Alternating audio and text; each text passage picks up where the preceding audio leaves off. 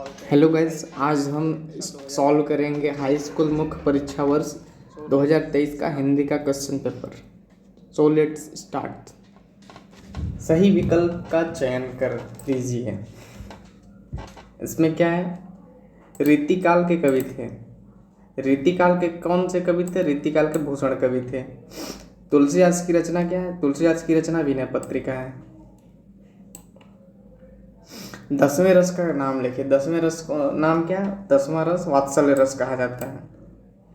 बाल गोविंद भगत साहब मानते थे, बाल गोविंद भगत साहब कबीर को अपना गुरु मानते थे। वह धीरे धीरे चलने लगा। इस वाक्य में क्रिया विशेषण का भेद है। वह धीरे धीरे चलने लगा, इस वाक्य में रीतिवाचक है। रीतिवाचक है क्योंकि चलने की विधि बताई गई है एवं उसमें एक प्रश्न बन रहा है कि वह कैसे चल।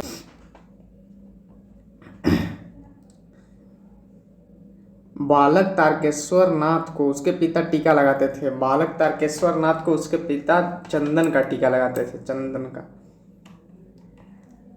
रिक्त स्थान की पूर्ति के लिए सूरदास के गुरु वल्लभाचार्य थे। सूरदास के गुरु वल्लभाचार्य। चौपाई छंद में प्रत्येक पंक्ति में 16 मात्राएं होती हैं। चौपाई छंद में प्रत्येक पंक्ति में 16 मात्राएं होती हैं। प्रबंध काव्य के डैश डैश भेद होते हैं। प्रबंध काव्य के 3 भेद होते हैं: महाकाव्य, खंड काव्य एवं आख्यानक नीतियां। प्रतिमा बनाने वाले का नाम मास्टर मोतीलाल था। प्रतिमा जो नेताजी की बनाई थी वो मास्टर मोतीलाल जी ने बनाई थी। संधि के डैश डैश भेद होते हैं। संधि के 3 भेद होते हैं: स्वर, व्यंजन और विसर्ग संधि। हिमालय की तीसरी सबसे बड़ी चोटी कौन सी है? हिमालय की तीसरी सबसे बड़ी चोटी कंचनजंगा है। सही जोड़ी मिलाई है, सही जोड़ी। कामायनी जयशंकर प्रसाद की रचना है। कामायनी जयशंकर प्रसाद की रचना। मानवीय क्रियाओं का आरोप मानवीकरण कहलाता है।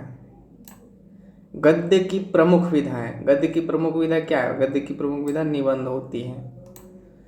लखनवी अंदाज किसकी रचना है?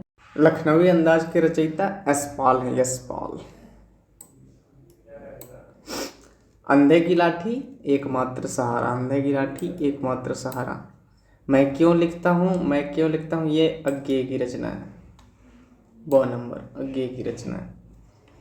एक वाक्य में उत्तर दीजिए। कवि निराला ने बादलों की तुलना किससे की है? कवि निराला ने बादलों की तुलना बाल कल्पना से की है। इसका आंसर क्या हो जाएगा? बाल कल्पना।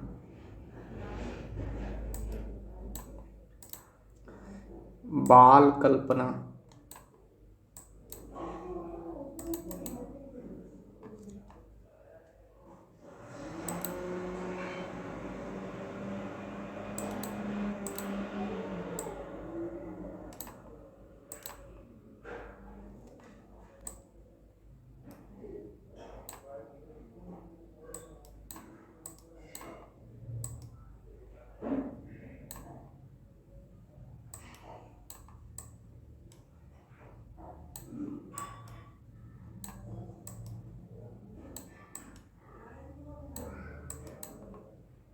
कवि निराला ने बादलों की तुलना बाल कल्पना से की। कवि निराला ने बादलों की तुलना बाल कल्पना से की है। रस के कितने अंग होते हैं? दूसरा क्वेश्चन है, रस के कितने अंग होते हैं? रस के 4 अंग होते हैं: अनुभाव, विभाव, संचारी भाव। अनुभाव, विभाव, संचारी भाव और क्या होता है? स्थायी भाव, अनुभाव, विभाव और संचारी भाव। रस के कितने अंग होते हैं? रस के 4 अंग होते हैं: अनुभाव, विभाव, संचारी भाव और स्थायी भाव। स्थायी भाव सबसे मेन अंग होता है उसका। गद्य की 3 गौण विधाओं के नाम। गद्य के 3 गौण विधाएं। गद्य की 3 गौण विधाएं क्या क्या हो जाएंगी? गद्य की 3 गौण विधाएं: रेखा चित्र हो जाएगा, जीवनी हो जाएगा, जीवनी, संस्मरण हो जाएगा, संस्मरण, रिपोर्टाज।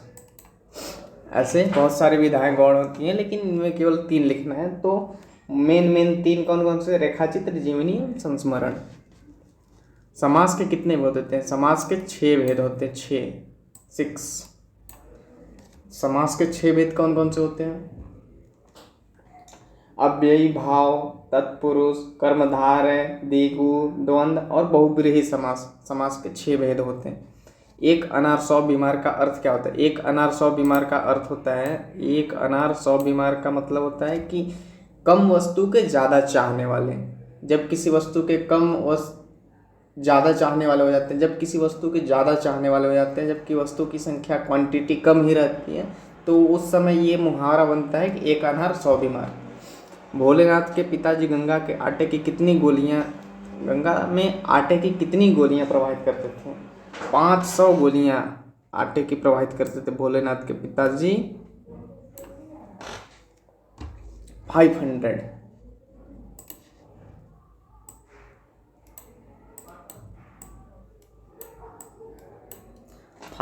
टोटल।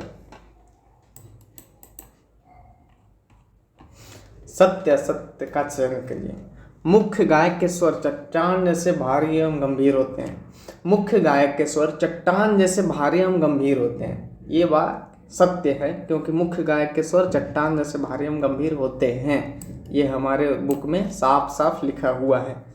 दोहा एक सममात्रिक छंद है, गलत है, क्योंकि दोहा एक मतलब कि पहले और तीसरे में सम होता है, दूसरे और चौथे में सम होता है, लेकिन पहले और दूसरे में सम नहीं होता है, इसलिए वो सममात्रिक छंद नहीं है, विषम मात्रिक छंद है। आदमी ने पहल आग का आविष्कार किया था। ये उस समय के आदि मानव ने आविष्कार किया था, और हमारे बुक में लिखा है कि आदमी ने ही आग का आविष्कार किया था, इसलिए ये कथन सत्य हो जाएगा। जो जीता न जा सके उसे अजय कहते हैं। ये वाक्य सत्य है, जो जीता नहीं जा सकता उसे अजय कहते हैं। प्रेयर व्हील को घुमाने से पाप नहीं धुलते हैं। ये भी सत्य है।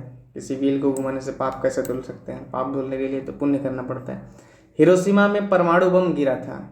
हाँ, ये भी सत्य है, हिरोशिमा में परमाणु बम गिरा था। आगे के आंसर आपको हैंड रिटन मिल जाएंगे, जिसका PDF का लिंक आपको डिस्क्रिप्शन बॉक्स में मिल जाएगा। Thank you.